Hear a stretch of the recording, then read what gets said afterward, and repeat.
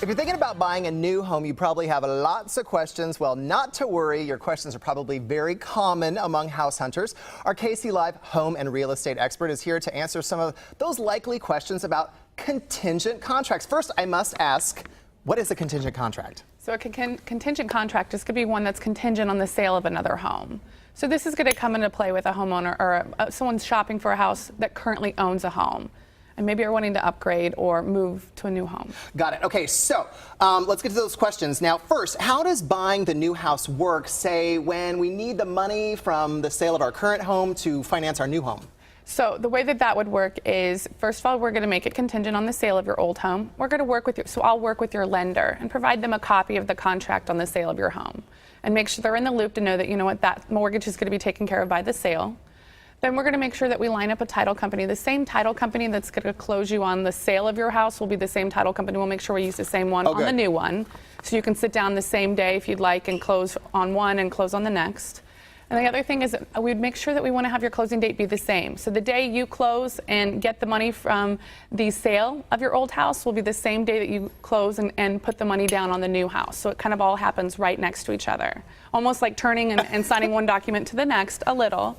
And that allows us to just make sure, and we want to make sure that the buyer on your old house closes really early in the morning. There's a lot of little things like that I do a lot behind the scenes that people aren't aware of, that we say, hey, your buyer's closing at 8 a.m., okay? And then you'll be right behind him closing on the new transaction. And then another thing that we often do is make sure that we just are communicating along the way. But it's definitely a easy possibility to just go ahead and use the money, it happens all the time. You want to make it as pain-free as possible. Exactly. I love it. Okay, so I asked you this earlier. What is the deal about, I thought you had to move twice, but it turns out you don't, because what if the buyer wants to take possession, as soon as they close? Right, no, so that's definitely, there's ways around that as well. It's all in negotiations. So one way would be that when we're negotiating on the buy of the new house, you've sold your house, we go out and we look for the new one.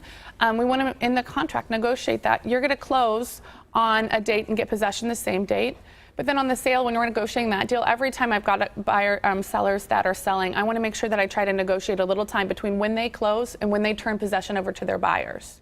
So we may say, okay, we're fine to close on the 15th, but we're going to hold possession until the 18th because we need some time to get our stuff together. And you usually are not allowed to move belongings into the new house until you have closed and provided them their money. Sometimes it is possible, though, to negotiate possession prior to closing. It's a lot about your agent going and negotiating and explaining the story to say, hey, you know what, we've got a couple different things lined up here. And, my buyers would really appreciate if they could move things into the garage or just so that they don't have to move twice. Very doable not to move twice. There's other things that can be done, like bridge loans and other things that are definitely a possibility, but most often people don't have to move twice. Shoo. A hectic few days, yeah. But they're not moving twice. No. Okay, so what if, God forbid, the contract falls through? Are you still obligated to buy the house?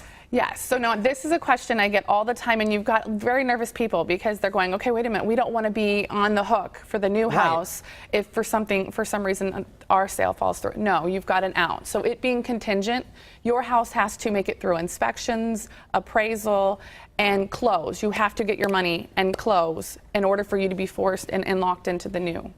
Now, last question. Do we have to have a contract from a buyer on our current house before we can make an offer on the new house? So this is an old consulting term that I use all the time. It depends.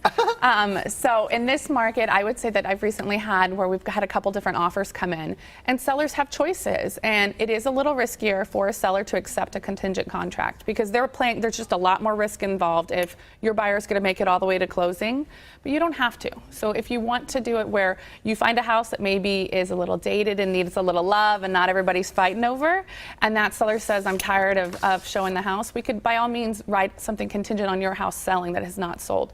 And what we do is we say, give me 90 days to get my house under contract, or give me 2 months to get my house under contract and 3 months to get it closed. There's all negotiated terms in there, and then a lot of communication and a lot of me showing, look, I'm marketing my butt off over here.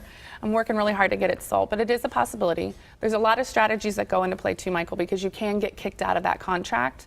And so there's a lot of things that we put into play to make sure that we protect you and you get that new house. So when it comes to all the fine print, you got our backs, right? That's what I like to hear. All right, thanks, Elizabeth. Hey, let's throw things over to Miss Michelle.